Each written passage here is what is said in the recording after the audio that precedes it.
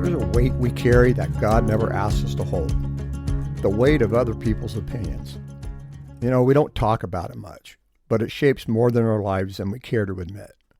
We hesitate because of it. We shrink because of it. We silence ourselves because of it. We hide our struggles because of it. We pretend we're fine because we're terrified of what others may think if they saw the real us. And somewhere along the way, we started believing that people's opinions matter more than God's truth. We started believing that the crowd gets to define us, that the critics get to label us, that the whisperers get to shape your worth. But here's the truth. People judge the surface. God heals the roots. People see the moment. God sees the story. People see the flaw. God sees the future. And the fear of what others think has kept too many of us from healing, from honesty, from prayer, from growth, from becoming who God's called us to be.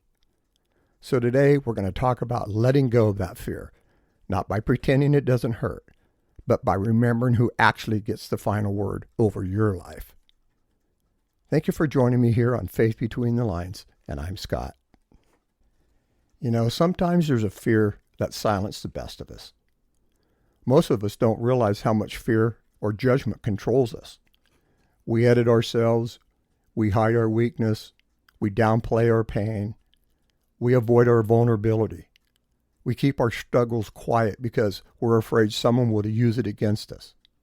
And that fear becomes a cage. It keeps you from asking for help, and it keeps you from being honest with yourself. It keeps you from praying real prayers. It keeps you from healing. But here's the truth. People's opinions are loud, but they're not lasting. They don't see your heart. They don't know your battles. They don't understand your story, and they don't get to define your worth. Fear of judgment is a powerful thing, but it's not stronger than God's voice. There are so many people that are superficial and just judge the surface. People see what's visible. God sees what's buried. People might see the mistake, but God sees the reason behind it. People see the weakness, but God sees the wound. People see the moment, God sees the journey.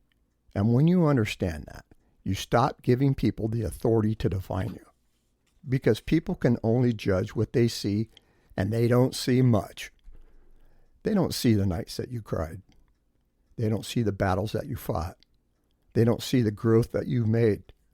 They don't see the prayers that you prayed. And they don't see the healing God is doing beneath the surface.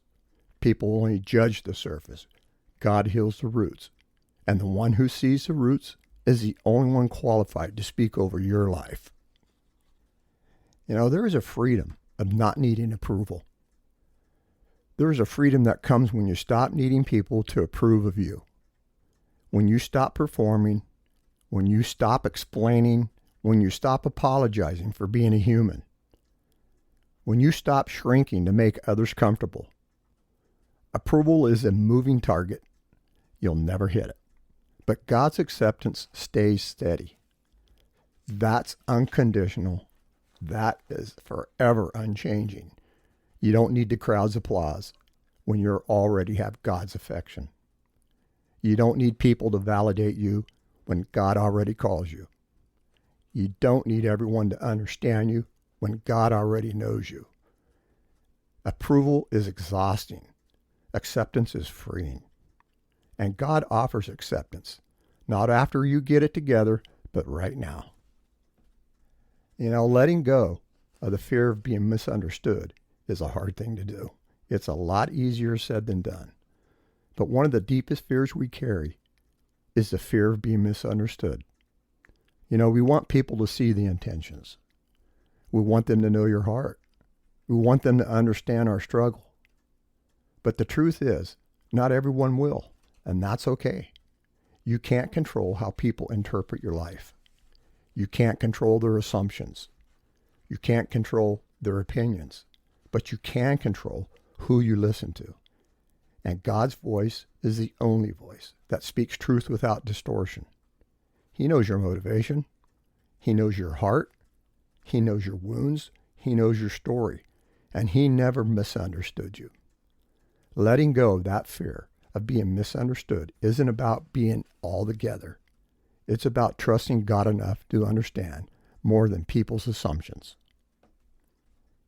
As a reflection of this episode, I wrote a poem for it called "The Crowd Doesn't Define You." The crowd sees your moment, but God sees the heart. They judge where you stumbled, he sees where you start. Their whispers are shallow, his truth runs so deep. He guards every secret your soul tries to keep. So lift up your eyes, let their voices fade. You're loved by the one who formed you and stayed. I know it's hard. Being human, you usually always care about what other people may think of you. But here's the truth. God only cares what you think about him. At the end of the day, there's only one relationship that defines your identity. It's your relationship with God.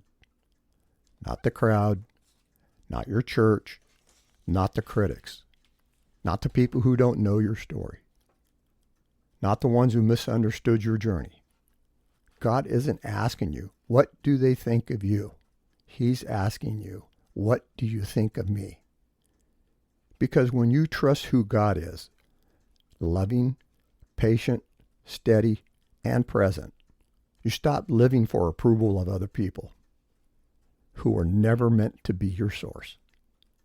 You stop shrinking. You stop hiding. You stop apologizing for being a human. You stop letting fear dictate your healing, and you start living free. My closing blessing for this episode is, may you feel the freedom of letting go of other people's opinions. May you rest in the truth that God sees your heart when others only see the surface.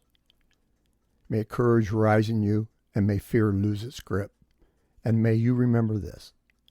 You are not defined by the crowd. You are defined by the God who knows you, loves you, and still calls you his own. I want to thank you for joining me here on Faith Between the Lines, and I hope I met you right where you are. You being here in this space matters. Well, your questions and comments are always welcome, and they can be left on YouTube or on Buzzsprout.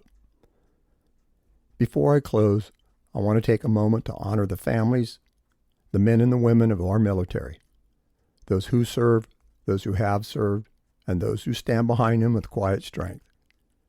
Your sacrifice, your courage, and your commitment to this great country do not go unnoticed. May God bless you, protect you, and surround you and your families with peace and gratitude for all that you give. And always remember this, you're never walking alone. We'll see you here next time.